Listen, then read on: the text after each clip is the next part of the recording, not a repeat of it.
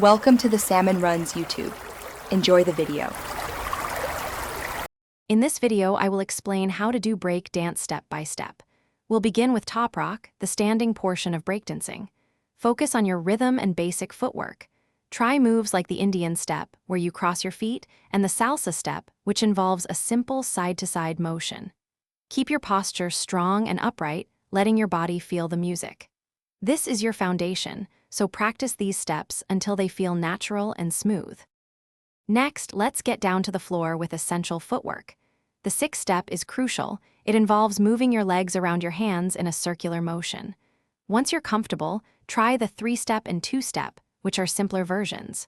Remember to stay low to the ground, keeping your core engaged.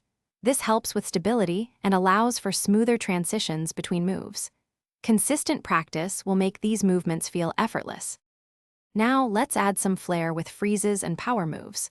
Start with the baby freeze, a foundational static hold where your head and elbows support your body. For dynamic movement, try the swipes, which involve rotating your body on your hands. These moves require strength and balance, so take your time and build up gradually. Don't be discouraged if they don't click immediately. Persistence is key to mastering them. Finally, consistent practice is paramount. Aim for at least 30 minutes each day to build muscle memory and refine your technique. Don't just stick to one type of music. Explore different genres to find new rhythms and inspiration. Most importantly, allow yourself to experiment and develop your own unique style.